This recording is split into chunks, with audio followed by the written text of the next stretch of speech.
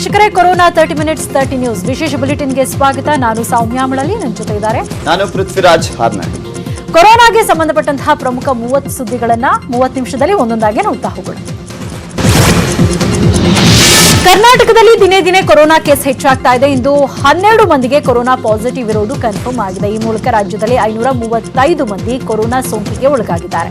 ತುಮಕೂರಿನಲ್ಲಿ ಕೊರೋನಾ ಸೋಂಕಿಗೆ ಒಳಗಾಗಿದ್ದ 75 ವರ್ಷದ ವೃದ್ಧ ಶ್ವಾಸಕೋಶ ಹಾಗೂ ಉಸಿರಾಟ ತೊಂದರೆಯಿಂದ ಸಾವನ್ನಪ್ಪಿದ್ದಾರೆ. ಈ ಮೂಲಕ ಕರ್ನಾಟಕದಲ್ಲಿ ಸಾವಿನ ಸಂಖ್ಯೆ 21ಕ್ಕೆ ಏರಿಕೆಯಾಗಿದೆ. ರಾಜ್ಯವನ್ನ ಪದೇ ಪದೇ ಕಲಬುರಗಿ ಜಿಲ್ಲೆ ಬೆಚ್ಚಿ ಬೀಳಿಸ್ತಾ ಇದೆ. ಕರ್ನಾಟಕದಲ್ಲಿ ಕಲಬುರಗಿಯಲ್ಲೇ ಮೊದಲ ಕೊರೋನಾ ಸೋಂಕಿತ ವ್ಯಕ್ತಿ ಸಾವನ್ನಪ್ಪಿದ. ಈಗ ಮತ್ತೆ 8 ಮಂದಿಗೆ ಸೋಂಕು ಇರುವುದು ದೃಢಪಟ್ಟಿದೆ. ಇನ್ನು ನಿನ್ನೆಯಷ್ಟೇ ಕಲಬುರಗಿ ಜಿಲ್ಲೆಯಲ್ಲಿ 6 ಕೇಸ್ಗಳು ಪತ್ತೆಯಾಗಿದ್ವು. ಇನ್ನು ಬೆಳಗಾವಿಯಲ್ಲಿ 1, ದಾವಣಗೆರೆಯಲ್ಲಿ 1 ಹಾಗೂ ಮೈಸೂರಿನಲ್ಲಿ 1 ಕೊರೋನಾ ಪ್ರಕರಣ ಪತ್ತೆಯಾಗಿದೆ. ಈ ಪೈಕಿ 7 ಮಂದಿ ಸೋಂಕಿತರಿಗೆ ಐಸಿಯುನಲ್ಲಿ ಚಿಕಿತ್ಸೆ ನೀಡಲಾಗ್ತಾ ಇದ್ದು, ಇಂದು 8 ಮಂದಿ ಆಸ್ಪತ್ರೆಯಿಂದ ಡಿಸ್ಚಾರ್ಜ್ ಆಗಿದ್ದಾರೆ. ಮೊನ್ನೆಯಷ್ಟೇ ಗ್ರೀನ್ ಝೋನ್ಗೆ ಬಂದಿದ್ದಂತ ದಾವಣಗೆರೆಯಲ್ಲಿ ಮತ್ತೆ ಕೊರೋನಾ ಸಂಕಷ್ಟ ಶುರುವಾಗಿದೆ. ಭಾಷಾನಗರದ ಪ್ರಾಥಮಿಕ ಆರೋಗ್ಯ ಕೇಂದ್ರದಲ್ಲಿ ಕೆಲಸ ಮಾಡ್ತಾ ಇದ್ದಂತ ನರ್ಸ್ಗೆ ಕೊರೋನಾ ಸೋಂಕು ದೃಢಪಟ್ಟಿದೆ. ನರ್ಸ್ಗೆ ಸೋಂಕು ಇರೋದು ಪತ್ತೆ ಹಿನ್ನೆಲೆಯಲ್ಲಿ ಪ್ರಾಥಮಿಕ ಆರೋಗ್ಯ ಕೇಂದ್ರವನ್ನ ಸೀಲ್ ಡೌನ್ ಮಾಡಲಾಗಿದೆ. ಇನ್ನು ನರ್ಸ್ ಕೆಲ ದಿನಗಳಿಂದ ಮೈಕೈ ನೋವು, ತಲೆನೋವಿನಿಂದ ಬಳಲ್ತಾ ಇದ್ರು. ಹೀಗಾಗಿ ಏಪ್ರಿಲ್ 27ರಂದು ನರ್ಸ್ನ ಗಂಟಲ ದ್ರವವನ್ನ ಶಿವಮೊಗ್ಗ ಪ್ರಯೋಗಾಲಯಕ್ಕೆ ಕಳುಹಿಸಲಾಗಿತ್ತು. ಇಂದು ಬಂದಂತ ವರದಿಯಲ್ಲಿ 35 ವರ್ಷದ ನರ್ಸ್ಗೆ ಸೋಂಕು ಇರೋದು ದೃಢಪಟ್ಟಿದೆ. ಇನ್ನು ಮಹಿಳೆಯ ಪ್ರೈಮರಿ ಕಾಂಟ್ಯಾಕ್ಟ್ ನಲ್ಲಿದ್ದಂತ 20 ಮಂದಿಯನ್ನ ಕ್ವಾರಂಟೈನ್ ಮಾಡಲಾಗಿದೆ. ಹಾಗೆ ಸೆಕೆಂಡರಿ ಕಾಂಟ್ಯಾಕ್ಟ್ ಪತ್ತೆ ಕಾರ್ಯ ನಡೆದಿದೆ. ಇನ್ನು ನರ್ಸ್ ಎಲ್ಲೆಲ್ಲಿ ಓಡಾಡಿದ್ರು ಅನ್ನೋ ಟ್ರಾವೆಲ್ ಹಿಸ್ಟರಿ ಕೂಡ ಪತ್ತೆ ಹಚ್ಚಲಾಗ್ತಾ ಇದೆ. ನರ್ಸ್ ಮಗ ಹಾಟ್ಸ್ಪಾಟ್ ಜಿಲ್ಲೆಗೆ ಭೇಟಿ ನೀಡಿರುವ ಮಾಹಿತಿ ಇದೆ ಅಂತ ಹೇಳಲಾಗ್ತಾ ಇದೆ. ಸದ್ಯಕ್ಕೆ ಮಹಿಳೆ ವಾಸವಿದ್ದಂತ ಭಾಷಾನಗರ ಈಗ ಕಂಟೈನ್ಮೆಂಟ್ ಝೋನ್ ಅಂತ ಘೋಷಿಸಿ ಸೀಲ್ ಡೌನ್ ಮಾಡಲಾಗಿದೆ. ಇನ್ನು ಮುನ್ನೆಚ್ಚರಿಕೆಯಾಗಿ ಮಹಿಳೆಯ ಮಕ್ಕಳನ್ನ ಕ್ವಾರಂಟೈನ್ ಮಾಡಲಾಗಿದೆ. ದೇಶದಲ್ಲೇ ಮೊಟ್ಟಮೊದಲ ಕೊರೋನಾ ಸಾವು ದಾಖಲಾಗಿದ್ದ ಕಲಬುರಗಿ ಜಿಲ್ಲೆಯಲ್ಲಿ ದಿನದಿಂದ ದಿನಕ್ಕೆ ಆತಂಕ ಹೆಚ್ಚಾಗ್ತಾನೆ ಇದೆ. ಕಲಬುರಗಿಯಲ್ಲಿ ಇಂದು ಒಂದೇ ದಿನ 8 ಪಾಸಿಟಿವ್ ಪ್ರಕರಣಗಳು ಪತ್ತೆಯಾಗಿದೆ. ಸದ್ಯ ಜಿಲ್ಲೆಯಲ್ಲಿ ಸೋಂಕಿತರ ಸಂಖ್ಯೆ 52ಕ್ಕೆ ಏರಿಕೆಯಾಗಿದೆ. ನಿನ್ನೆಯಷ್ಟೇ 6 ಪಾಸಿಟಿವ್ ಪ್ರಕರಣಗಳು ಬಂದಿದ್ವು. 48 ಗಂಟೆ ಅಂತರದಲ್ಲಿ 14 ಪ್ರಕರಣಗಳು ದಾಖಲಾಗಿರುವುದು ಆತಂಕಕ್ಕೆ ಕಾರಣ ಆಗಿದೆ. ಇಂದು ಕಂಡುಬಂದ ಸೋಂಕಿತರ ಪೈಕಿ 4 ಮಕ್ಕಳಿದ್ದಾರೆ. ಇನ್ನುಳಿದಂತೆ ಓರ್ವ ಮಹಿಳೆ ಹಾಗೂ 3 ಪುರುಷರಿಗೆ ಸೋಂಕು ಪತ್ತೆಯಾಗಿದೆ.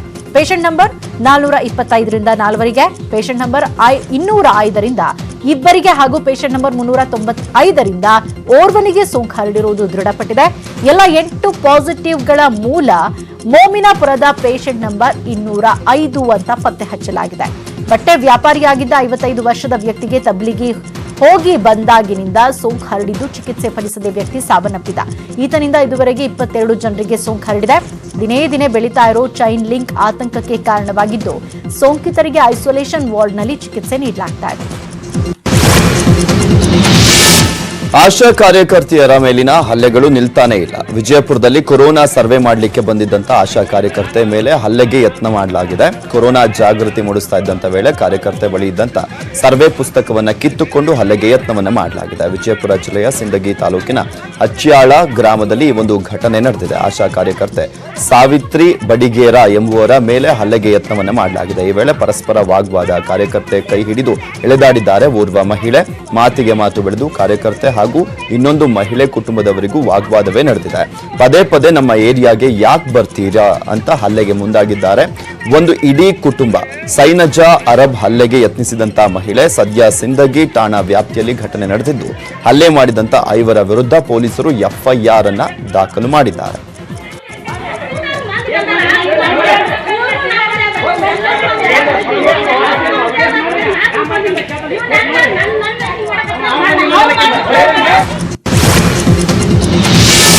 ಕೊರೋನಾ ಲಾಕ್ಡೌನ್ ನಿಂದ ರಾಜ್ಯದ ಆರ್ಥಿಕ ಸ್ಥಿತಿ ಹದಗೆಟ್ಟಿದೆ. ಹೀಗಾಗಿ ಆರ್ಥಿಕ ಪರಿಸ್ಥಿತಿಯನ್ನ ಸುಸ್ಥಿತಿಗೆ ತರಲು ಸಿಎಂ ಯಡಿಯೂರಪ್ಪ ಇಂದು ಸಚಿವರುಗಳ ಜೊತೆ ಸಭೆ ಮೇಲೆ ಸಭೆಯನ್ನ ನಡೆಸಿದ್ರು.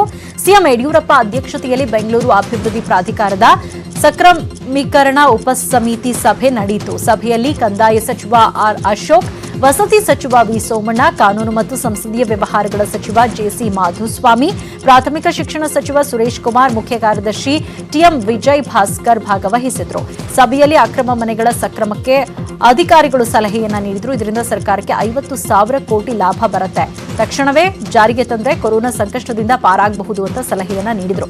ಅಧಿಕಾರಿಗಳ ಸಲಹೆಗೆ ಕೆಲ ಸಚಿವರು ಆಕ್ಷೇಪವನ್ನ ವ್ಯಕ್ತಪಡಿಸಿದ್ರು. ಕೆಲವರು ಇದರಿಂದ ಯಾವುದೇ ಲಾಭಾಂಶ ಬರಲ್ಲ ಅಂತ ಹೇಳಿದ್ರು. ಸಿಎಂ ಈ ಬಗ್ಗೆ ಪ್ರಸ್ತಾವನೆ ಸಲ್ಲಿಸುವಂತೆ ಬಿಡಿಎ ಅಧಿಕಾರಿಗಳಿಗೆ ಸೂಚಿಸಿದ್ರು. ಯಾವುದೇ ಅಂತಿಮ ನಿರ್ಧಾರಕ್ಕೆ ಬಾರದೆ ಸಭೆ ಅಂತ್ಯವಾಯಿತು. ಈಗಾಗಲೇ ರಾಜ್ಯದ 14 ಜಿಲ್ಲೆಗಳನ್ನ ಗ್ರೀನ್ ಝೋನ್ಗಳು ಅಂತ ಗುರುತಿಸಲಾಗಿದೆ. ಆ ಜಿಲ್ಲೆಗಳಲ್ಲಿ ಲಾಕ್ಡೌನ್ ಅನ್ನ ಸ್ವಲ್ಪ ಸಡಿಲಿಕೆ ಮಾಡಲಾಗಿದೆ. ಕೆಲವೊಂದು ಅಂಗಡಿ, ಫ್ಯಾಕ್ಟರಿ ಓಪನ್ ಮಾಡಲಿಕ್ಕೆ ಅವಕಾಶವನ್ನ ಕೊಡಲಾಗಿದೆ. ಆದ್ರೆ ಮದ್ಯ ಮಾರಾಟ ಮಾಡುವುದಕ್ಕೆ ಅವಕಾಶವನ್ನ ನೀಡಿಲ್ಲ. ಆದ್ರೆ ನಾಳೆ ಸಚಿವ ಸಂಪುಟ ಸಭೆ ನಡೆಯಲಿದ್ದು ಮದ್ಯ ಮಾರಾಟಕ್ಕೆ ಅವಕಾಶ ನೀಡುತ್ತಾ ಅನ್ನುವ ಅನುಮಾನ ಶುರುವಾಗಿದೆ. ಯಾಕಂದ್ರೆ ಆಯಾ ಭಾಗದ ಸಚಿವರ ಅಭಿಪ್ರಾಯವನ್ನ ಸಿಎಂ ಯಡಿಯೂರಪ್ಪ ಈಗಾಗಲೇ ಪಡೆದಿದ್ದಾರೆ ಅಂತ ಹೇಳಲಾಗ್ತಾ ಇದೆ. ಒಂದ್ ವೇಳೆ ಅನುಮತಿ ಕೊಟ್ಟರೂ ಕೂಡ ಕೆಲವೊಂದು ಕಂಡೀಷನ್ ಹಾಕುವಂತ ಸಾಧ್ಯತೆ ಇದೆ. ನಾಳೆ ಸಚಿವ ಸಂಪುಟ ಸಭೆಯಲ್ಲಿ ಮದ್ಯದ ಅಂಗಡಿ ತೆರಿಬೇಕಾ ಬೇಡ್ವಾ ಎಂಬುದು ಫೈನಲ್ ಆಗಲಿದೆ. ಕರ್ನಾಟಕದಲ್ಲಿ ಸದ್ಯಕ್ಕೆ ಮದ್ಯದಂಗಡಿ ತೆರೆಯಲ್ಲ ಅಂತ ಆರೋಗ್ಯ ಸಚಿವ ಶ್ರೀರಾಮುಲು ಹೇಳಿದ್ದಾರೆ. ಚಿತ್ರದುರ್ಗದಲ್ಲಿ ಮಾತನಾಡಿದ ಸಚಿವರು ರೆಡ್, ಗ್ರೀನ್, ಆರೆಂಜ್ ಯಾವ ಝೋನ್ಗಳಲ್ಲೂ ಮದ್ಯ ಮಾರಾಟಕ್ಕೆ ಅವಕಾಶ ನೀಡಲ್ಲ ಅಂತ ಹೇಳುವ ಮೂಲಕ ಮಾಜಿ ಸಿಎಂ ಸಿದ್ದರಾಮಯ್ಯರಿಗೆ ಟಾಂಗ್ ಕೊಟ್ಟಿದ್ದಾರೆ. ಲಾಕ್ಡೌನ್ ಆರಂಭದಿಂದ ಇಲ್ಲಿವರೆಗೂ ಅವಕಾಶ ನೀಡಿಲ್ಲ, ಇನ್ಮುಂದೆ ಅವಕಾಶ ನೀಡಲ್ಲ ಅಂತ ಶ್ರೀರಾಮುಲು ಹೇಳಿದ್ರು. ಇದೇ ವೇಳೆ ಮಾತನಾಡಿದ ರಾಮುಲು ಈ ವಿಚಾರದಲ್ಲಿ ಯಾರಿಂದೂ ಹೇಳಿಸಿಕೊಳ್ಬೇಕಾಗಿಲ್ಲ, ಯಾವ ಕಾರಣಕ್ಕೂ ಮದ್ಯ ಮಾರಾಟಕ್ಕೆ ಅವಕಾಶ ಇಲ್ಲ ಅಂತ ಹೇಳಿದ್ರು. ಈ ಮೂಲಕ ಗ್ರೀನ್ ಝೋನ್ಗಳಲ್ಲಿ ಮದ್ಯ ಮಾರಾಟಕ್ಕೆ ಅವಕಾಶ ಕೊಡಿ ಎಂದಿದ್ದ ಮಾಜಿ ಸಿಎಂ ಸಿದ್ದರಾಮಯ್ಯಗೆ ತಿರುಗೇಟನ್ನ ನೀಡಿದ್ದಾರೆ. ಸಿದ್ದರಾಮಯ್ಯರು ಇವತ್ತು ಎಲ್ಲೋ ಗ್ರೀನ್ ಝೋನ್ದಲ್ಲಿ ಇದ್ದಂಥವ್ರಿಗೆ ಕೊಡ್ರಿ ಮದ್ಯ ಮಾರಾಟ ಮಾಡೋಕ್ಕೆ ಅವರಿಂದಿರ್ಬೋದು. ನಾವು ಮೊದಲನೇ ದಿನದಿಂದ ಇವತ್ತಿನ ತನಕ ಒಂದೇ ಸ್ಟ್ಯಾಂಡ್ ಮದ್ಯ ಮಾರಾಟ ಮಾಡ್ತಾರಂತ ಅಂಗಡಿಗಳು ಕೂಡ ಅವಕಾಶನ ಕೊಟ್ಟಿಲ್ಲ. ನಾವು ಯಾರಿಂದ ಕೂಡ ಕೇಳಿಸ್ಕೊಳ್ಳುವಂಥ ಸ್ಥಿತಿ ಇಲ್ಲ. ನಮಗೆ ಸರ್ಕಾರ ನಡೆಸ್ತಾ ಇದೀವಿ. ಒಂದ್ ಕಡೆ ರಾಜ್ಯದಲ್ಲಿ ಎಣ್ಣೆ ಸಿಗದೆ ಜನ ಆತ್ಮಹತ್ಯೆಯನ್ನ ಮಾಡ್ಕೊಳ್ತಾ ಇದ್ದಾರೆ. ಇನ್ನೊಂದ್ ಕಡೆ ಮದ್ಯದಂಗಡಿ ಯಾವಾಗ ತೆರೆಯುತ್ತೆ ಅಂತ ಕೆಲವರು ಕಾಯ್ತಾ ಇದ್ದಾರೆ. ಈ ಮಧ್ಯೆ ಧಾರವಾಡ ಜಿಲ್ಲೆ ಕಲಘಟಕಿ ಶಾಸಕ ಸಿಎಂ ನಿಂಬಣ್ಣವರ ಶಾಶ್ವತವಾಗಿ ಮದ್ಯ ಮಾರಾಟವನ್ನ ನಿಷೇಧಗೊಳಿಸುವಂತೆ ಸರ್ಕಾರಕ್ಕೆ ಮನವಿಯನ್ನ ಮಾಡಿದ್ದಾರೆ. ಸಚಿವ ಜಗದೀಶ್ ಶೆಟ್ಟರ್ ಸುದ್ದಿಗೋಷ್ಠಿ ಮಧ್ಯೆ ಮಾತನಾಡಿದಂತ ಶಾಸಕ ನಿಂಬಣ್ಣವರ ಈ ಹಿಂದೆ ಸರಾಯಿ ನಿಷೇಧ ಮಾಡದಂಗೆ ಈ ಮದ್ಯ ಮಾರಾಟವನ್ನ ಕೂಡ ನಿಲ್ಲಿಸ್ಬಿಡಿ ಅಂತ ಮನವಿಯನ್ನ ಮಾಡಿಕೊಂಡಿದ್ದಾರೆ. ಈಗ ಮುಂದೆ ಒಂದು ಕೊನೆ ದಿವಸ ಈ ಸರಾಯಿ ಇವತ್ತೇನು ರಿಸ್ಟ್ರಿಕ್ಷನ್ ಮಾಡಿದ್ದಾರೆ ರಾಜ್ಯ ತುಂಬ ಇವತ್ತಿನ ಮಟ್ಟ, ಅದು ಭಗವಂತನ ದಯದಿಂದ ಹಂಗ ಮುಂದುವರೆದು ಬಿಟ್ರೆ ಸ್ವಲ್ಪ ನೆಮ್ಮದಿಯಿಂದ ಎಲ್ಲರೂ ಬದುಕ್ತಾರೆ.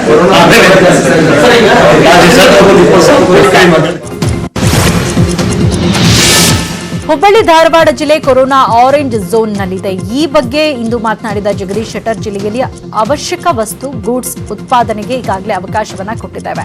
ಗ್ರಾಮೀಣ ಭಾಗದಲ್ಲಿ ಕೈಗಾರಿಕಾ ಆರಂಭಕ್ಕೆ ಅವಕಾಶವನ್ನ ಮಾಡಿಕೊಟ್ಟಿದ್ದೇವೆ ಅಂತ ಹೇಳಿದ್ರು. ಇನ್ನು ನವಲಗುಂದ, ಅಣ್ಣಿಗೇರಿ, ಕಲಘಟಕಿ, ಅಳ್ನಾವರ, ಧಾರವಾಡ ಗ್ರಾಮೀಣಕ್ಕೆ ಎಲ್ಲಾ ರೀತಿಯ ಅಂಗಡಿ ಓಪನ್ ಮಾಡಬಹುದು. ಹುಬ್ಬಳ್ಳಿಯಲ್ಲಿ ಕಂಟೋನ್ಮೆಂಟ್ ವಲಯ ಇನ್ನೂ ಇದೆ, ಹೀಗಾಗಿ ಹುಬ್ಬಳ್ಳಿ ನಗರದಲ್ಲಿ ಯಾವುದಕ್ಕೂ ವಿನಾಯಿತಿ ಇಲ್ಲ ಅಂತ ಹೇಳಿದ್ರು. ಇನ್ನು ಧಾರವಾಡದ ಕಂಟೋನ್ಮೆಂಟ್ ತೆರವು ಆಗಿದೆ, ಹೀಗಾಗಿ ಮಂಗಳವಾರ, ಬುಧವಾರ, ಗುರುವಾರ ಮಾತ್ರ ಧಾರವಾಡದಲ್ಲಿ ಅಂಗಡಿಗಳಿಗೆ ಬೆಳಗ್ಗೆ 10ರಿಂದ ಸಂಜೆ 6 ಗಂಟೆವರೆಗೆ ಮಾತ್ರ ಅವಕಾಶ ಇದೆ ಅಂತ ಹೇಳಿದ್ರು. ಇನ್ನು ಗ್ರಾಮೀಣ ಭಾಗದಲ್ಲಿ ನರೇಗಾ ಕುಡಿಯುವ ನೀರಿನ ಯೋಜನೆ ಕಾಮಗಾರಿ ಆರಂಭಿಸಲಾಗಿದೆ. ಕಾಮಗಾರಿ ಸ್ಥಳದಲ್ಲೇ ಕ್ಯಾಂಪ್ ಮಾಡಿ ಕಾರ್ಮಿಕರನ್ನ ಇಟ್ಕೊಳ್ಬೇಕು ಎಂಬ ಸೂಚನೆ ಇದೆ ಅಂತ ಹೇಳಿದ್ರು. ಲಾಕ್ಡೌನ್ ಸಡಿಲಿಕೆ ಯಾವುದೇ ಕಾರಣಕ್ಕೂ ದುರುಪಯೋಗ ಆಗಬಾರದು, ಗ್ರೀನ್ ಝೋನ್ಗೆ ಬರುವ ಜನ ಶಿಸ್ತು ಪಾಲಿಸಬೇಕು ಅಂತ ಹೇಳಿದ್ರು. ಕಾಂಟ್ರಾಕ್ಟರ್ಸ್ ಏನು ಮಾಡಬೇಕು, ಆದಷ್ಟು ಲೇಬರ್ಸನ್ನ ಅಲ್ಲೇ ಈ ಪ್ಲೇಸ್ನಲ್ಲಿ ಅವ್ರನ್ನ ಕ್ಯಾಂಪ್ ಮಾಡಿಸಿ ಅವ್ರಿಗೆ ಅಲ್ಲೇ ಮೇಂಟೈನ್ ಮಾಡುವಂಥದ್ದು ಮತ್ತು ಎಲ್ಲ ಪ್ರಿಕಾಷನ್ ತಗೊಳ್ಳುವಂಥದ್ದು ಇದೆಲ್ಲ ಮಾಡಿಕೊಂಡು ಮಾಡಬೇಕು ಅನ್ನುವಂಥದ್ದು ಸೂಚನೆಯನ್ನು ನಾವು ಅವ್ರಿಗೆ ಕೊಡ್ತಾ ಇದ್ದೇವೆ. ಬೆಂಗಳೂರಿನ ಹೊಂಗಸಂದ್ರದಲ್ಲಿ ಸೋಂಕಿತರ ಸಂಖ್ಯೆ ಹೆಚ್ಚಳ ವಿಚಾರಕ್ಕೆ ಸಂಬಂಧಪಟ್ಟಂತೆ ಆರೋಗ್ಯ ಇಲಾಖೆ ಮತ್ತು ಬಿಬಿಎಂಪಿಗೆ ದೊಡ್ಡ ತಲೆನೋವಾಗಿದೆ. ಹೊಂಗಸಂದ್ರದ ಬಿಹಾರಿ ಕೂಲಿ ಕಾರ್ಮಿಕನಿಗೆ ಸೋಂಕು ಹರಡಿದ್ದು ಹೇಗೆ ಎಂಬ ಬಗ್ಗೆ ಪರಿಶೀಲನೆಯನ್ನ ನಡೆಸಲಾಗ್ತಾ ಇದೆ. ಬಿಹಾರದ ವ್ಯಕ್ತಿ ಬೆಂಗಳೂರಿಗೆ ಬಂದಿದ್ದು 3-4 ದಿನಗಳ ಹಿಂದೆ, ರೈಲು ಸಂಚಾರ ಸ್ಥಗಿತಗೊಳ್ಳುವಂತ 3-4 ದಿನಗಳ ಹಿಂದೆ ಬಂದಿರುವಂತದ್ದು ಈತ ರೈಲಿನಲ್ಲಿ ಪ್ರಯಾಣಿಸಿದಾಗಲೇ ಸೋಂಕು ಹರಡಿರುವಂತ ಬಗ್ಗೆ ಬಿಬಿಎಂಪಿ ಕಣ್ಗಾವಲನ್ನ ಇಟ್ಟಿರುವಂತದ್ದು ಈಗ ಅನುಮಾನವನ್ನ ವ್ಯಕ್ತಪಡಿಸಿದೆ. ಬಿಹಾರ ಮೂಲದ ವ್ಯಕ್ತಿ ಓಡಾಡಿರುವಂತ ಯಾವ ಪ್ರದೇಶದಲ್ಲೂ ಕೂಡ ಪಾಸಿಟಿವ್ ಕೇಸ್ ಕಂಡು ಬಂದಿಲ್ಲ. ಅಲ್ಲದೆ ಆತ ಕೆಲಸ ಮಾಡಿರುವಂತ ಜಾಗ ಕಂಟೈನ್ಮೆಂಟ್ ವ್ಯಾಪ್ತಿಯಲ್ಲಿ ಇಲ್ಲ. ಕೂಲಿ ಕಾರ್ಮಿಕನಿಗೆ ಸೋಂಕು ದೃಢಪಟ್ಟಿದ್ದು ಏಪ್ರಿಲ್ 22ರಂದು. ಅಂದ್ರೆ ಬಿಹಾರದಿಂದ ಈತ ಬೆಂಗಳೂರಿಗೆ ಬಂದು 1 ತಿಂಗಳ ನಂತರ ಸೋಂಕು ದೃಢಪಟ್ಟಿರುವುದು ದೊಡ್ಡ ತಲೆನೋವಾಗಿದೆ. ರಾಜ್ಯದಲ್ಲಿ ಈ ರೀತಿಯ ಅನೇಕ ಪ್ರಕರಣಗಳು ಕಂಡು ಬಂದಿದೆ. ಕೇರಳದಿಂದ ಬಂದಿದ್ದಂತ ಮಹಿಳೆಗೆ ತಿಂಗಳ ಬಳಿಕ ಸೋಂಕು ಪತ್ತೆ ಆಗಿರುವಂತದ್ದು. ಅದೇ ರೀತಿ ಬಿಹಾರಿ ಕೂಲಿ ಕಾರ್ಮಿಕನಿಗೂ ಕೂಡ ತಿಂಗಳ ಬಳಿಕ ಸೋಂಕು ತಗುಲಿರೋದು ದೃಢಪಟ್ಟಿದೆ. ಕೊರೋನಾ ವೈರಸ್ನ ಇನ್ಕ್ಯುಬೇಷನ್ ಸಮಯ 37 ದಿನ. ಬಿಹಾರಿ ಕೂಲಿ ಕಾರ್ಮಿಕನಿಗೆ ಸೋಂಕು ತಗುಲಿದ್ರೂ ಕೂಡ ಅದು ಉಲ್ಬಣ ಆಗುವುದಕ್ಕೆ ಸಾಕಷ್ಟು ಸಮಯ ತೆಗೆದುಕೊಂಡಿದೆ. ಈತ ರೈಲಿನಲ್ಲಿ ಪ್ರಯಾಣ ಮಾಡಿದಾಗಲೇ ಸೋಂಕು ತಗುಲಿರಬಹುದು ಅಂತ ಬಿಬಿಎಂಪಿ ಕಣ್ಗಾವಲು ಪಡೆ ಅಭಿಪ್ರಾಯವನ್ನ ಪಟ್ಟಿದೆ. ಕೆಲಸ ಅರಸಿ ಊರ್ ಬಿಟ್ಟು ಊರಿಗೆ ಬಂದಿದ್ದ ಬಡ ಕೂಲಿ ಕಾರ್ಮಿಕರು ಈಗ ಗೂಡ್ ಸೇರ್ಕೊಳ್ತಾ ಇದ್ದಾರೆ. ದೂರದ ಬಾಗಲಕೋಟೆಯಿಂದ ಮಂಗಳೂರಿಗೆ ಕೂಲಿ ಕೆಲಸಕ್ಕೆ ಹೋಗಿದ್ದ ಕಾರ್ಮಿಕರು ತಮ್ಮ ಊರುಗಳಿಗೆ ತಲುಪಿಸುವಲ್ಲಿ ಬಾಗಲಕೋಟೆ ಜಿಲ್ಲಾಡಳಿತ ಸಫಲವಾಗಿದೆ. 424 ಕೂಲಿ ಕಾರ್ಮಿಕರನ್ನ ಮಂಗಳೂರಿನಿಂದ ಬಾಗಲಕೋಟೆಗೆ ಬಸ್ಗಳಲ್ಲಿ ಕರೆಸಿಕೊಳ್ಳಲಾಯಿತು. ಬಾಗಲಕೋಟೆಯ ಇಳಕಲ್, ಬಾದಾಮಿ, ಹುನಗುಂದ್, ಗುಳೇದಗುಡ್ಡ ಸೇರಿದಂತೆ ಹಲವು ಕಡೆಯ ಕಾರ್ಮಿಕರು ಊರು ಸೇರಿದ್ದಾರೆ. ಬಾಗಲಕೋಟೆಯ ನವನಗರ ಬಸ್ ನಿಲ್ದಾಣದಲ್ಲಿ ಅಷ್ಟು ಕೂಲಿ ಕಾರ್ಮಿಕರಿಗೆ ಆರೋಗ್ಯ ತಪಾಸಣೆ ನಡೆಸಿ ನಂತರ ಊರುಗಳಿಗೆ ಕಳುಹಿಸಿಕೊಡಲಾಯಿತು. ಇದೇ ವೇಳೆ ಹುಟ್ಟೂರಿಗೆ ಆಗಮಿಸಿದ ಕಾರ್ಮಿಕರಿಗೆ ಮನೆಯಿಂದ ಹೊರ ಬರದಂತೆ ಜಿಲ್ಲಾ ಕಾರ್ಮಿಕ ಇಲಾಖೆ ಸೂಚನೆಯನ್ನ ನೀಡಿದೆ. ಲಾಕ್ಡೌನ್ ಸಡಿಲಿಕೆ ಹಿನ್ನೆಲೆಯಲ್ಲಿ ರಸ್ತೆ ಮೇಲೆ ಬೇಕಾಬಿಟ್ಟಿ ವಾಹನಗಳು ಓಡಾಡೋದಕ್ಕೆ ಕಡಿವಾಣವನ್ನು ಹಾಕಲಿಕ್ಕೆ ಚಿಕ್ಕಮಗಳೂರು ಪೊಲೀಸರು ಮುಂದಾಗಿದ್ದಾರೆ. ಗ್ರೀನ್ ಝೋನ್ ಅಂತ ರಸ್ತೆ ಮೇಲೆ ಮಿತಿ ಮೀರಿದಂತ ವಾಹನಗಳ ಸಂಚಾರ ಕಂಡು ಬರ್ತಾ ಇದೆ. ಈ ಹಿನ್ನೆಲೆಯಲ್ಲಿ ಅನಗತ್ಯ ಓಡಾಟಕ್ಕೆ ಬ್ರೇಕ್ ಹಾಕಿದಂತ ನಗರ ಪೊಲೀಸರು ಅನಗತ್ಯ ಓಡಾಡ್ತಿದ್ದವರಿಗೆ ಕಾರು, ಬೈಕ್ಗಳು ಸೀಸ್ ಮಾಡಿರುವಂತದ್ದು. 3 ಗಂಟೆಯಲ್ಲಿ 100 ವಾಹನಗಳನ್ನ ಸೀಸ್ ಮಾಡಲಾಗಿದೆ. ಅಲ್ಲದೆ ಮಾಸ್ಕ್ ಹಾಕದೆ ಓಡಾಡುವವರಿಗೂ ಕೂಡ ಪೊಲೀಸ್ ಇಲಾಖೆ ತಕ್ಕ ಶಾಸ್ತಿಯನ್ನ ಮಾಡ್ತಾ ಇದೆ. ಮಂಡ್ಯ ಜಿಲ್ಲೆಯಲ್ಲಿ ದಿನೇ ದಿನೇ ಕೊರೋನಾ ಪ್ರಕರಣಗಳು ಹೆಚ್ಚಾಗ್ತಾ ಇದೆ. ಹೀಗಾಗಿ ವೈದ್ಯಕೀಯ ಶಿಕ್ಷಣ ಸಚಿವ ಕೆ ಸುಧಾಕರ್ ನೇತೃತ್ವದಲ್ಲಿ ಇಂದು ಮಂಡ್ಯ ಜಿಲ್ಲಾ ಪಂಚಾಯಿತಿ ಕಚೇರಿಯಲ್ಲಿ ಸಭೆ ನಡೆಯಿತು. ಸಭೆಯಲ್ಲಿ ಸಚಿವ ನಾರಾಯಣಗೌಡ, ಸಂಸದೆ ಸುಮಲತಾ ಅಂಬರೀಶ್ ಹಾಗೂ ಜೆಡಿಎಸ್ ಶಾಸಕ ಸಿಎಸ್ ಪುಟ್ಟರಾಜು ಭಾಗವಹಿಸಿದರು. ಕೊರೋನಾ ತಡೆಗೆ ಮುಂಜಾಗ್ರತಾ ಕ್ರಮಗಳ ಬಗ್ಗೆ ಸಭೆಯಲ್ಲಿ ಚರ್ಚೆ ನಡೆಸಲಾಯಿತು. ಈ ಮಧ್ಯೆ ಪತ್ರಕರ್ತರ ಮೇಲೆ ಹಲ್ಲೆ ಯತ್ನ ಮಾಡಿದ್ದ ಶ್ರೀಕಂಠೇಗೌಡ ಹಾಗೂ ಪುತ್ರನ ವಿರುದ್ಧ ಕ್ರಮ ಕೈಗೊಳ್ಳುವುದಕ್ಕೆ ಮಾಧ್ಯಮದವರು ಪ್ರತಿಭಟನೆಯನ್ನ ನಡೆಸಿದರು. ಕಪ್ಪು ಪಟ್ಟಿ ಧರಿಸಿ ಸಭೆಯಲ್ಲಿ ಪಾಲ್ಗೊಳ್ಳುವ ಮೂಲಕ ಆರೋಪಿಗಳ ವಿರುದ್ಧ ಕಠಿಣ ಕ್ರಮಕ್ಕೆ ಆಗ್ರಹಿಸಿದರು. ಗೂಂಡಾಗಿರಿ ಮಾಡಿದ್ದು ಅಲ್ಲದೆ ಪತ್ರಕರ್ತರ ಮೇಲೆ ಹಲ್ಲೆ ಮಾಡಿದಂತ ರೌಡಿ ಎಂಎಲ್ಸಿ ಶ್ರೀಕಂಠೇಗೌಡ ಮತ್ತೊಮ್ಮೆ ಅಧಿಕಾರವನ್ನ ದುರುಪಯೋಗ ಮಾಡಿಕೊಂಡಿದ್ದಾರೆ. ಘಟನೆ ನಡೆದು 4 ದಿನದ ಬಳಿಕ ಪತ್ರಕರ್ತರ ಮೇಲೆ ದೂರನ್ನ ದಾಖಲಿಸಿದ್ದಾರೆ. ಮಂಡ್ಯದ 4 ಪತ್ರಕರ್ತರ ಮೇಲೆ ಎಫ್ಐಆರ್ ಅನ್ನ ದಾಖಲು ಮಾಡಿಸಿದ್ದಾರೆ. ಖಾಸಗಿ ವಾಹಿನಿಯ ವರದಿಗಾರರು, ಕ್ಯಾಮರಾಮನ್ ಮೇಲೆ ದೂರನ್ನ ದಾಖಲಿಸಿದ್ದಾರೆ. ಮಂಡ್ಯ ಪಶ್ಚಿಮ ಪೊಲೀಸ್ ಠಾಣೆಯಲ್ಲಿ ದೂರು ದಾಖಲಾಗಿದ್ದು ಪೊಲೀಸರು ಶ್ರೀಕಂಠೇಗೌಡ ಪ್ರಭಾವಕ್ಕೆ ಒಳಗಾಗಿರೋದು ಎದ್ದು ಕಾಣಿಸ್ತಾ ಇದೆ. ಘಟನೆ ನಡೆದು 24 ಗಂಟೆಯಲ್ಲಿ ದೂರನ್ನ ಸಲ್ಲಿಸಬೇಕು. ಆದ್ರೆ 4 ದಿನದ ನಂತರ ದೂರು ದಾಖಲಾಗಿರುವಂತದ್ದು ಅಧಿಕಾರವನ್ನ ದುರುಪಯೋಗ ಪಡಿಸಿಕೊಂಡಿರೋದು ಎದ್ದು ಕಾಣಿಸ್ತಾ ಇದೆ. ಅದಾದ್ಮೇಲೂ ಕೂಡ ಪೊಲೀಸರು ಎಫ್ಐಆರ್ ಅನ್ನ ದಾಖಲು ಮಾಡಿದ್ದಾರೆ. ಐಪಿಸಿ ಸೆಕ್ಷನ್ 704, 321, 323 ಅನ್ವಯ ದೂರನ್ನ ದಾಖಲು ಮಾಡಿಕೊಂಡಿದ್ದಾರೆ. ಜಿಲ್ಲಾಡಳಿತ ಇದನ್ನ ಮೊದಲೇ ಚರ್ಚೆ ಮಾಡಬಹುದಾಗಿತ್ತಲ್ಲ. ಯಾಕೆ ನಾವು ಜನಪ್ರತಿನಿಧಿಗಳು ಯಾಕಿದೀವಿ ಅಂದ್ರೆ ನೀವೇ ನಿರ್ಧಾರ ಪಡ್ಕೊಳ್ಳೋದಾದ್ರೆ ಇದೇ ಮಿಲಿಟರಿ ರೂಟ. ನಾವೆಲ್ಲ ಗವರ್ಮೆಂಟ್ ಅಲ್ಲಿ ಜನರಿಂದ ಆಯ್ಕೆ ಆಗಿ ಪ್ರತಿನಿಧಿಗಳಾಗಿದ್ದೀವಿ. ನೀವು ನಮ್ಮ ಹತ್ರ ಚರ್ಚೆ ಮಾಡ್ಬೋದಲ್ಲ. ವಾರಕ್ಕೊಂದ್ಸರಿ ಸಭೆ ಕರೆಯಿರಿ ಅಂತ ನಾನು ಕಳಿಸ್ತಾ. ಭಾರತದಲ್ಲಿ ಕೊರೋನಾ ಸೋಂಕಿತರ ಸಂಖ್ಯೆ 31,787 ಮಂದಿಗೆ ಏರಿಕೆಯಾಗಿದೆ. ಭಾರತದಲ್ಲಿ ಇದುವರೆಗೂ ಸಾವನ್ನಪ್ಪಿದವರ ಸಂಖ್ಯೆ 1000 ಗಡಿ ದಾಟಿದ್ದು 1008 ಮಂದಿ ಕೊರೋನಾಗೆ ಇದುವರೆಗೂ ಬಲಿಯಾಗಿದ್ದಾರೆ. ಮಹಾರಾಷ್ಟ್ರದಲ್ಲಿ ಅತಿ ಹೆಚ್ಚು ಕೊರೋನಾ ಸೋಂಕಿತರಿದ್ದು 9318 ಮಂದಿಗೆ ಕೊರೋನಾ ಸೋಂಕು ತಗುಲಿದೆ. ಮಹಾರಾಷ್ಟ್ರದಲ್ಲಿ 400 ಮಂದಿ ಕೊರೋನಾಗೆ ಬಲಿಯಾಗಿದ್ದಾರೆ. 2ನೇ ಸ್ಥಾನದಲ್ಲಿ ಗುಜರಾತ್ ಇದ್ದು ಗುಜರಾತ್ನಲ್ಲಿ 3774 ಮಂದಿಗೆ ಸೋಂಕು ದೃಢಪಟ್ಟಿದೆ. ಗುಜರಾತ್ನಲ್ಲಿ ಕೊರೋನಾಗೆ ಒಟ್ಟು 181 ಮಂದಿ ಬಲಿಯಾಗಿದ್ದಾರೆ. ಇನ್ನು 3ನೇ ಸ್ಥಾನದಲ್ಲಿ ರಾಷ್ಟ್ರ ರಾಜಧಾನಿ ನವದೆಹಲಿ ಇದ್ದು 3314 ಮಂದಿಗೆ ಕೊರೋನಾ ಸೋಂಕು ತಗುಲಿದೆ. ನವದೆಹಲಿಯಲ್ಲಿ ಕೊರೋನಾಗೆ ಇದುವರೆಗೂ 54 ಮಂದಿ ಬಲಿಯಾಗಿದ್ದಾರೆ. 4ನೇ ಸ್ಥಾನದಲ್ಲಿ ಮಧ್ಯಪ್ರದೇಶವಿದ್ದು ಕೊರೋನಾ ಸೋಂಕಿತರ ಸಂಖ್ಯೆ 2561ಕ್ಕೆ ಏರಿಕೆಯಾಗಿದೆ. ಇನ್ನು 5ನೇ ಸ್ಥಾನದಲ್ಲಿ ರಾಜಸ್ಥಾನ ಇದ್ದು 2364 ಮಂದಿ ಕೊರೋನಾ ಸೋಂಕಿಗೆ ತುತ್ತಾಗಿದ್ದಾರೆ. ರಾಜಸ್ಥಾನದಲ್ಲಿ ಇದುವರೆಗೂ 51 ಮಂದಿ ಕೊರೋನಾಗೆ ಬಲಿಯಾಗಿದ್ದಾರೆ. ಇನ್ನು ವಿಶ್ವದಾದ್ಯಂತ ರಣರಕ್ಕಸ ವೈರಸ್ ಕೊರೋನಾ ರೌದ್ರ ನರ್ತನ ನಿಲ್ಲುವಂತ ಲಕ್ಷಣ ಕಾಣ್ತಾ ಇಲ್ಲ. ವಿಶ್ವದಾದ್ಯಂತ ಹೆಮ್ಮಾರಿಗೆ ಸಾವನ್ನಪ್ಪಿದವರ ಸಂಖ್ಯೆ 2,20,000 ಗಡಿಯನ್ನ ತಲುಪಿದೆ. 31,55,000ಕ್ಕೂ ಹೆಚ್ಚು ಮಂದಿಯಲ್ಲಿ ಕೊರೋನಾ ವೈರಸ್ ಸೋಂಕು ಕಾಣಿಸಿಕೊಂಡಿದೆ. ವಿಶ್ವದ ದೊಡ್ಡಣ್ಣ ಅಮೆರಿಕ ಕೊರೋನಾದಿಂದ ನರಳಾಡ್ತಾ ಇದೆ. ಅಮೆರಿಕದಲ್ಲಿ 60,000ಕ್ಕೂ ಹೆಚ್ಚು ಮಂದಿ ಬಲಿಯಾದ್ರೆ 10,36,000ಕ್ಕೂ ಹೆಚ್ಚು ಜನರಿಗೆ ಸೋಂಕು ಇರುವಂತದ್ದು ದೃಢವಾಗಿದೆ. ಇನ್ನು ಇಟಲಿಯಲ್ಲಿ 27,359ಕ್ಕೂ ಹೆಚ್ಚು ಮಂದಿ ಅಸುನೀಗಿದ್ರೆ 2 ಲಕ್ಷಕ್ಕೂ ಹೆಚ್ಚು ಮಂದಿಗೆ ಸೋಂಕು ಕಾಣಿಸಿಕೊಂಡಿದೆ. ಸ್ಪೇನ್ನಲ್ಲಿ 23,000ಕ್ಕೂ ಹೆಚ್ಚು ಮಂದಿ ಸಾವನ್ನಪ್ಪಿದ್ದಾರೆ. ಇನ್ನು 2,32,000ಕ್ಕೂ ಹೆಚ್ಚು ಜನರಿಗೆ ಸೋಂಕು ಕಾಣಿಸಿಕೊಂಡಿದೆ. ಫ್ರಾನ್ಸ್ನಲ್ಲಿ ಸಾವಿನ ಸಂಖ್ಯೆ 23,000 ದಾಟಿದೆ.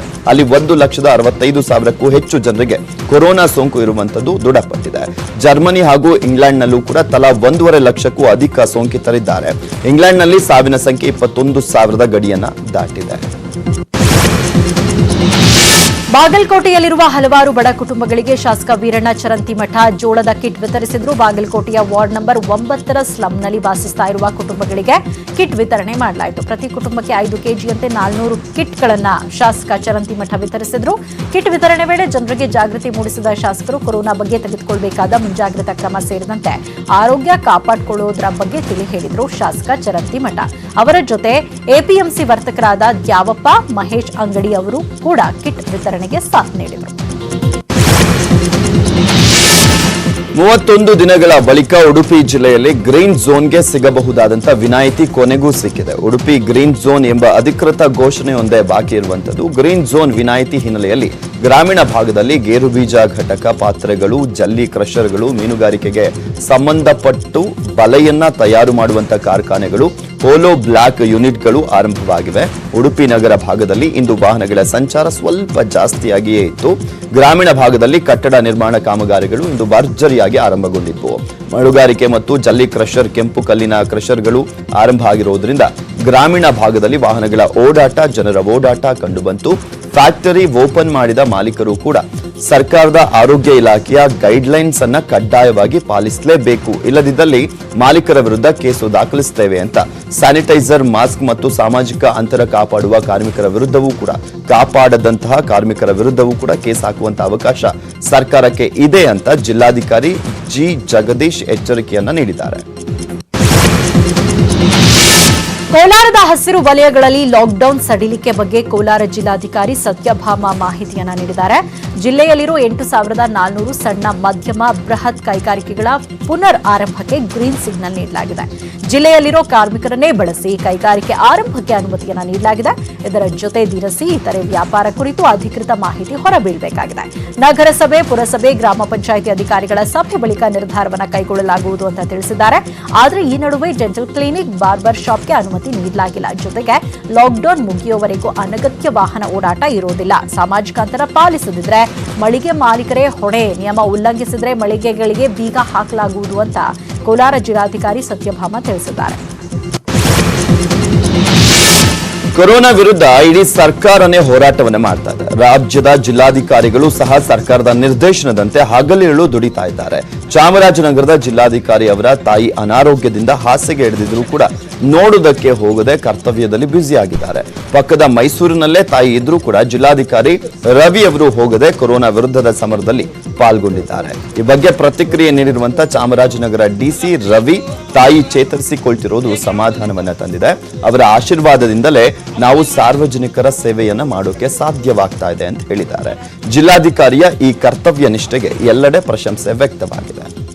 ಈಗ ಸಾರ್ವಜನಿಕ ಕೆಲಸದಲ್ಲಿ ನಾವು ತೊಡಗಿಸಿಕೊಂಡಾಗ, ಅದರಲ್ಲೂ ವಿಶೇಷವಾಗಿ ಇಂತಹ ಒಂದು ದೊಡ್ಡ ವಿಪತ್ತಿನ ಕಾಲ ಅಥವಾ ಸಂಕಷ್ಟದ ಕಾಲ ಬಂದಾಗ ಇವನ್ನೆಲ್ಲ ಮೀರಿ ನಾವು ಕೆಲವೊಂದು ಸಾರಿ ಕೆಲಸ ಮಾಡಬೇಕಾಗತ್ತೆ.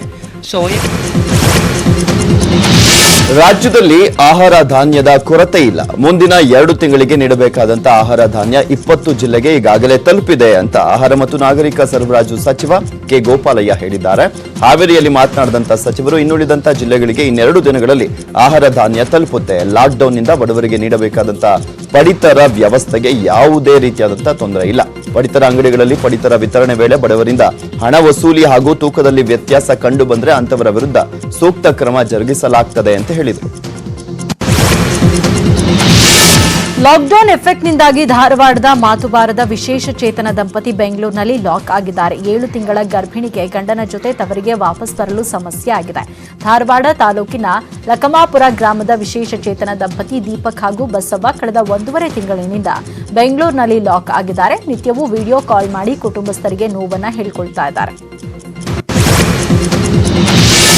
ಗದಗದಲ್ಲಿ 75 ವರ್ಷ ವಯಸ್ಸಿನ ವೃದ್ಧ ಪೇಷಂಟ್ ನಂಬರ್ 514 ಸುಮಾರು 118 ಜನರ ಜೊತೆ ಸಂಪರ್ಕವನ್ನ ಹೊಂದಿದ್ದ ಅಂತ ಹೇಳಲಾಗ್ತಾ ಇದೆ. ಗಂಜಿ ಬಸವೇಶ್ವರ ಓಣಿಯಲ್ಲಿ ಆರೋಗ್ಯ ಇಲಾಖೆ ಸರ್ವೆ ಮಾಡಿದ್ದು ವೃದ್ಧನ ಜೊತೆ ಸಂಪರ್ಕ ಹೊಂದಿದ್ದಂತ 118 ಜನರನ್ನ ಪತ್ತೆ ಹಚ್ಚಿದೆ. ಇವರೆಲ್ಲರೂ ಕೂಡ ಗಂಟಲು ದ್ರವ ಪರೀಕ್ಷೆಗೆ ಜಿಲ್ಲಾಡಳಿತ ಮುಂದಾಗಿದೆ. ಹಂತ ಹಂತವಾಗಿ ಜಿಮ್ಸ್ನಲ್ಲಿ ತಪಾಸಣೆ ಮಾಡಲಾಗ್ತಾ ಇದ್ದು ಬಳಿಕ ವಾಪಸ್ ಕರೆತಂದು ಹೋಮ್ ಕ್ವಾರಂಟೈನ್ನಲ್ಲಿ ಇಡಲಾಗಿದೆ. ಟಿಎಚ್ಒ ಡಾಕ್ಟರ್ ನೀಲಗುಂದ ಅವರ ನೇತೃತ್ವದ ತಂಡದಿಂದ ಸರ್ವೆಯನ್ನ ಮಾಡಲಾಗ್ತಾ ಇದೆ.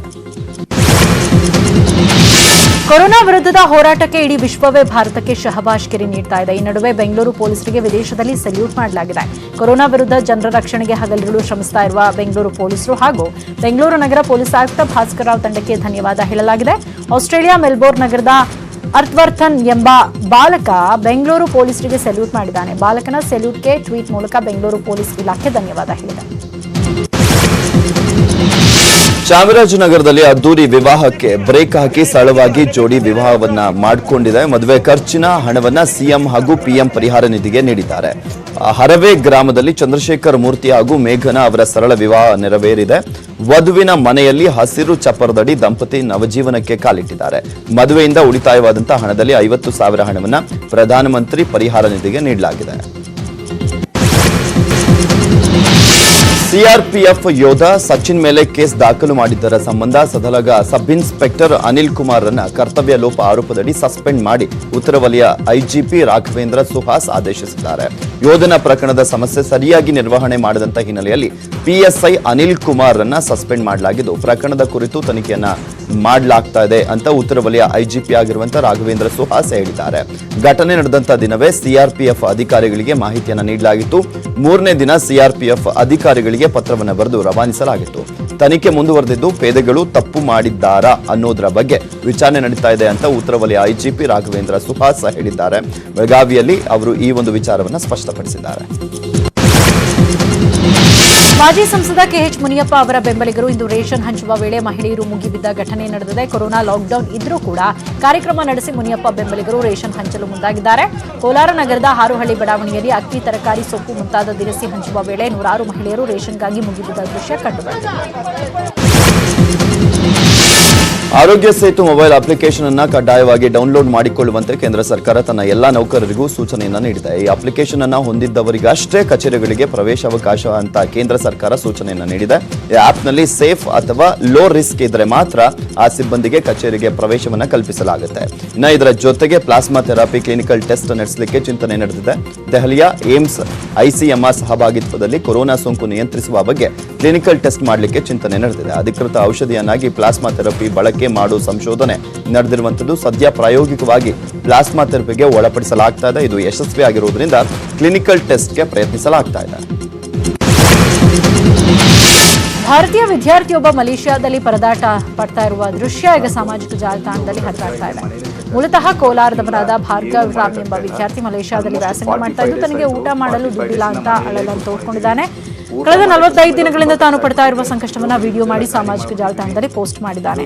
ಲಾಕ್ಡೌನ್ ಹಿನ್ನೆಲೆಯಲ್ಲಿ ಅಂತಾರಾಷ್ಟ್ರೀಯ ವಿಮಾನಯಾನ ಬಂದ್ ಆಗಿದ್ದು ಭಾರತ ಸರ್ಕಾರ ನೆರವಿಗೆ ಧಾವಿಸಬೇಕು ಅಂತ ವಿದ್ಯಾರ್ಥಿ ಭಾರ್ಗವ್ ರಾಮ್ ಮನವಿ ಮಾಡಿಕೊಂಡಿದ್ದಾರೆ.